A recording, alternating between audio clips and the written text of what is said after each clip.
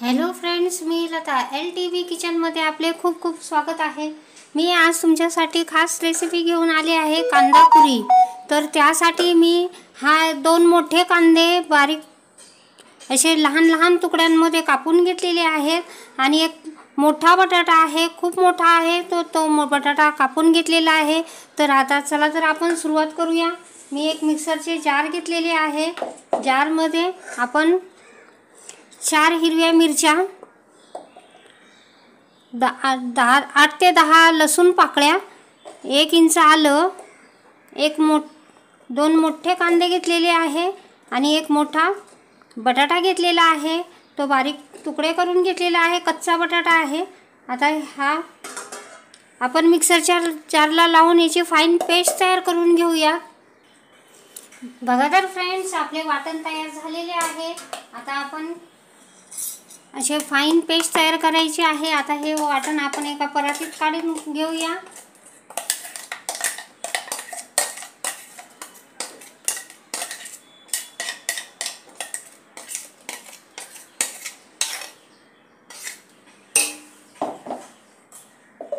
आता यात आपल्याला घालायचं आहे हे ड्राय मसाले। मी चिली फ्लेक्स घेतला आहे 1 मोठा चमचा, धने पावडर 1 चमचा, अर्धा चमचा सोप पावडर, हळद पावडर पाव चमचा, काळे मिरे अर्धा चमचा, हिंग अर्धा चमचा, कसुरी मेथी अर्धा चमचा आणि 2 चमचे तीळ घेतलेले आहे।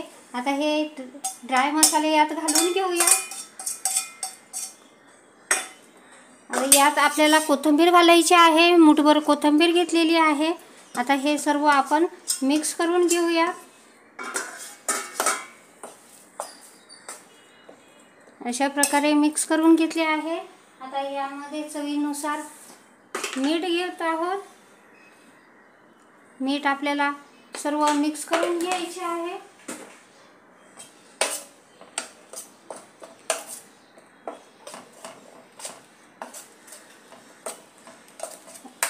अशा प्रकारे मिक्स केले आहे। आता आपल्याला यामध्ये गव्हाचं पीठ घालायचे आहे। ह्या बॅटरमध्ये भिजेल इतकेच गव्हाचे पीठ घालायचे आहे।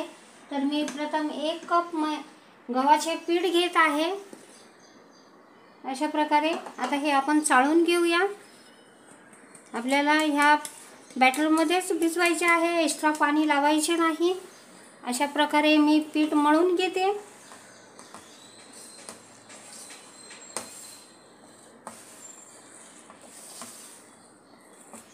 आता ह्या बॅटरला आपल्याला आणखीन 1 कप लागेल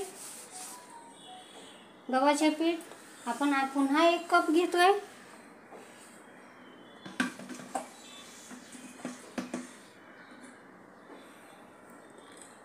अशा प्रकारे आपण चाळून घेऊया।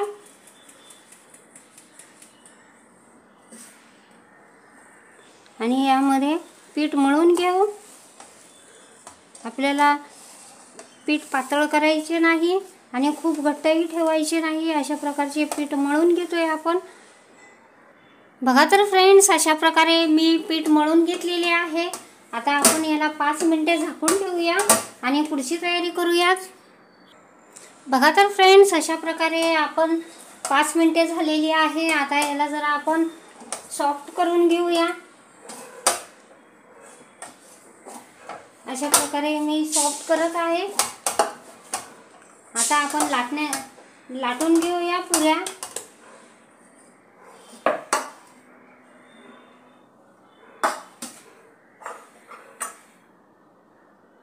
बघा तर फ्रेंड्स, मी गोळे तयार करून घेतलेले आहेत। आता आपण लाटून घेऊया।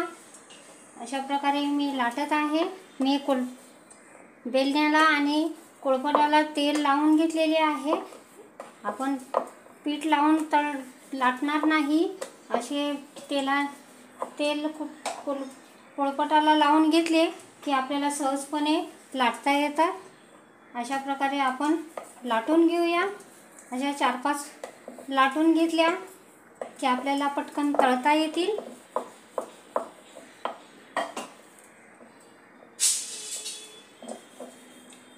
एकदाच लावायचे आहे तेल, ते होऊन जातात तेवढ्या तेलामध्ये। अशा प्रकारे मी पुऱ्या लाटून घेते। बघा तर फ्रेंड्स, आपले तेल कडकडीत तापलेले आहे। आता आपण पुरी तळण्यासाठी घालून एक पुरी टाकून घेऊया। अशा प्रकारे आपण पुरी तळणार आहोत। ही कांद्याची पुरी खूप छान लागते, मुलांना खूप आवडते, सर्वांनाच आवडते। पण शाळेत डब्यासाठी तुम्ही मुलांच्या डब्यासाठी, मोठ्या माणसांच्या डब्यासाठी पटकन होणारी ही पुरी आपण आज बनवत आहोत। तर ही तुम्ही पिकनिक स्पॉटलाही घेऊन जाऊ शकता, कुठे बाहेर जायचे असले तेव्हाही घेऊन जाऊ शकता। असा योग्य तो आहार आपल्या मुलांना सगळ्यांना मिळू शकतो। तर त्यासाठी मी ही छोटीशी ट्रिक घेऊन आलेली आहे। बघू शकता आपण आपली पुरी एक तळलेली आहे। आता आपण ही तळून घेऊयात। बघा तर फ्रेंड्स, अशी आपली पुरी टम्म फुगलेली आहे। आपले तेल व्यवस्थित तापलेले असले तर आपली पुरी अशी पटकन वर येते। तर बघू शकता आपण छानशी पुरी तळून घेतलेली आहे, टम्म फुगलेली आहे। अशा प्रकारे मी पुऱ्या तळून घेते।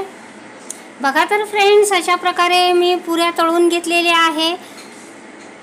मी आता याला सॉस बरोबर, हिरव्या चटणी बरोबर किंवा खोबऱ्याच्या चटणी बरोबर अशा प्रकारची ह्या पुऱ्या आपण पिकनिकला, मुलांच्या लंच बॉक्सला किंवा आपल्या जेवणामध्ये अशा सकस आहाराची आपण बनवू शकतो।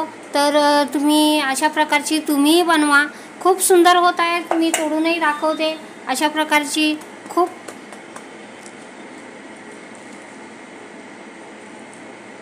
छानशी पुरी बनलेली आहे, लेअर पण चांगली आलेली आहे। बघू शकता आपण अशा प्रकारचा आपली कांदा पुरी तयार झालेली आहे। माझी रेसिपी तुम्हाला आवडली असेल तर माझ्या चॅनलचे नाव आहे LTB किचन। तर प्लीज माझ्या चॅनलला लाईक करा, शेअर करा, सबस्क्राईब करा आणि बेल आयकॉन दाबा। थँक्यू।